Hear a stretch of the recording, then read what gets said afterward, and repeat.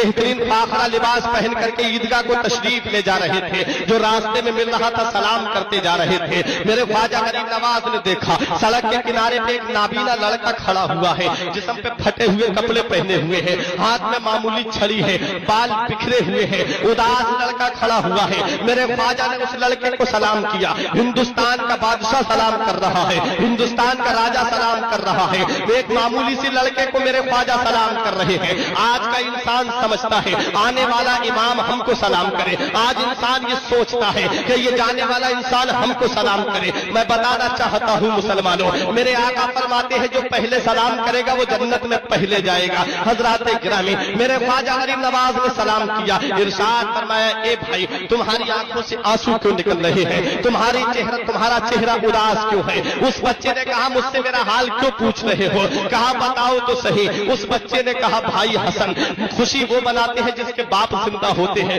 फूले वो नहीं समाते हैं जिनकी माँ होती है। बन सवर के नमाज पढ़ने ईदगाह के लिए वो निकलते हैं जिनके भाई बहन होते हैं। आज मेरा इस दुनिया में कोई नहीं है, न मेरी माँ है, न मेरा बाप है, न मेरे भाई बहन है, इस दुनिया में कोई नहीं है। मेरे ख्वाजा गरीब नवाज ने उस बच्चे का हाथ पकड़ा और कहा कसम है उस खुदा की जिसके दस्ते कुदरत में मोइनुद्दीन की जान है, उस वक्त तक ईद की नमाज नहीं पढ़ूंगा जब तक तुझे माँ वाली ममता नहीं दिला दूंगा, जब तक तुझे भाई वाला प्यार नहीं दिला दूंगा, जब तक तुझे बाप वाली शफकत नहीं दिला दूंगा। मेरे ख्वाजा हाथ पकड़ करके अपने घर ले जाते हैं। ख्वाजा गरीब नवाज की वालिदा मुसल्ले पे बैठी। कहा बेटा मोइनुद्दीन बड़ा जल्दी ईद की नमाज पढ़ करके आ गए हो। कहा माँ कैसे ईद की नमाज कबूल होती? ये नाबीना लड़का हमारी सड़क के किनारे पे बैठा हुआ रो रहा है। मेरी माँ मैंने इसे अपना भाई बना लिया है, मेरी माँ मैंने इसे अपना भाई मान लिया है। तू उस नबी की नवासी है जिस नबी ने गरीबों को अपने सीने से लगाया है। तू उस नबी की नवासी है जिस नबी के ऊपर ताइफ के मैदान में पत्थर बरसाए गए थे और जब नबी अकरम सल्लल्लाहु तआला अलैहि वसल्लम के जिस्म मुबारक से खून निकल रहा था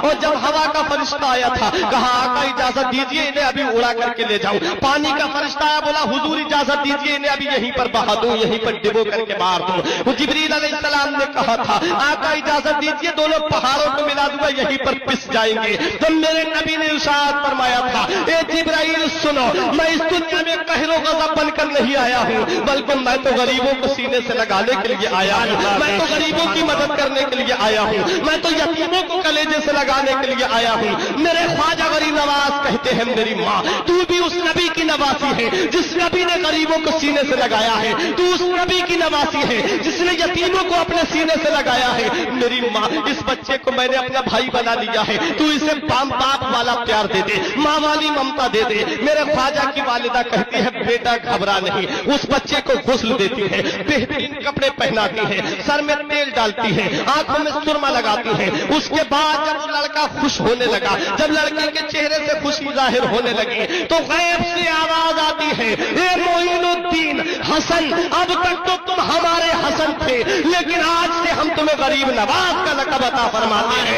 मेरे गरीब नवाज उस बच्चे का हाथ पकड़ते हैं, उस बच्चे को ईदगाह को ले जा रहे हैं। वो लड़का रास्ते में खुश नजर आ रहा है, चेहरे से खुशी झलक रही है और रास्ते में कहता हुआ जा रहा था कि खुद सुनाने अपनी बर्बादी के अफसाने कहा जाते, सुनाने अपनी बर्बादी के अफसाने कहा जाते, तेरा दर छोड़कर ख्वाजा ये दीवाने कहा जाते। हमेशा भीख हमने तो इसी चौखट से पाई है, हमेशा भीख हमने तो इसी चौखट से पाई है, हम अपनी उलझने और उलझाने कहा जाते। तुम्हारे सर पे ख्वाजा ताज है मुश्किल कुशाई का, हम अपनी उलझने और उलझाने कहा